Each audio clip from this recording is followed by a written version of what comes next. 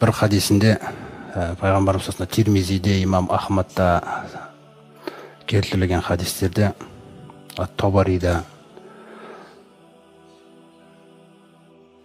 бір сапарда болады.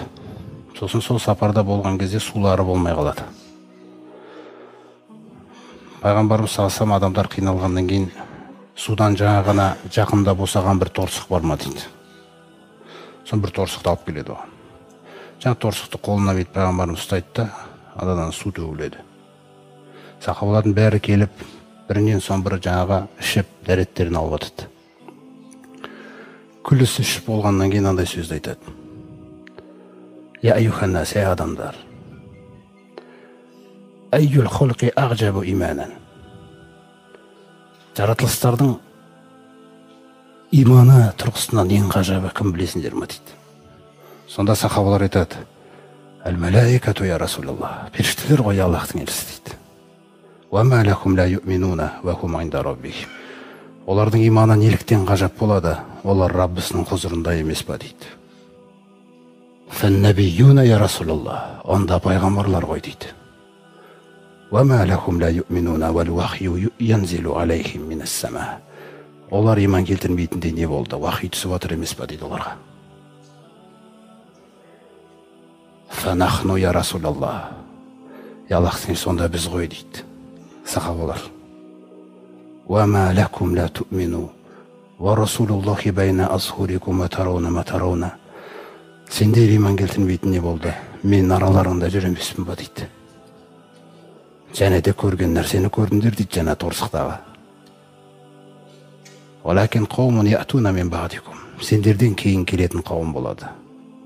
Аману би, маған иман келтіреді. Валам ярауни, мені көрмеген дейді. Ва яджидуна китабан байна лаухайни. Мына кітапты тауып алады дейді Құранда.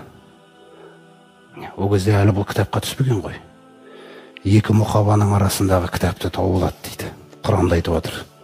Ва яқраунаху, соны оқиды. Ва юъминуна бихи, иман келтіреді. Ва яттабиғунаху, ереді соған, ереді. Ва яъмалуна бима фихи, сондағы нәрселерге амал қылады. Фаулаика, ағжабул халқи иманан, солар ғой имандары ең ғажап деген нәрсе. Қандай хат жіберіп жатыр мына заманда сақтану үшін, ұстап беру үшін дініңді, адалдығыңды Аллаға деген хат жіберіп жатыр ғой, міне көрдіңіз ба? Одан кейін бір несінде айтады: Ва мин вароикум айямус собри. Ей сахабаларым, сендерден кейін сабырлықты өте қатты қажет ететін замандар келеді. Ас-собиру фихим аля динихи кал-қабиди аля джамри. Сол замандарда дініне ең төзімдісі дейді сол мұсылмандардың қолында қызған шоқты ұстап тұрғандай болады дейді. Дін сондай дәрежеде болады дейді ұсталуға. Шахауат қайнап атқан айналада. Көрдіңіз ба? Шығып кету қаупі бар шеңберінен. Лил мутамассики фихинна алама антум алейхи минал ағмали. Сендер істеп жүрген амалдарға сол күндерде бекем болғандарға дейді. Сендер істеп жүрген амалдарға сол күні бекем болғандарға ажру хумсина ражулан минкум. Сендердің елулеріңнің сауабы жалғыз өзіне жазылады дейді соған. Қараңыз, қандай нәрсеге дейін беріп жатыр да серпіліс. Мынаның бәрі сахих хадистер. Ойдан шығарылған тексерілетін хадистер емес. Күллісі пайғамбарымыз саласына жеткен. Сонда сахабалар таңғалып: Я Расулаллах, хумсина минна ау минхум. 50 адамның сауабы біреуіне, өздеріне кісік шығар мүмкін 50 адам, біз емес шығарымыз дегенде, бәл хумсина ражулан минкум дейді. Сендерден болған 50 адамның сауабы жазылады.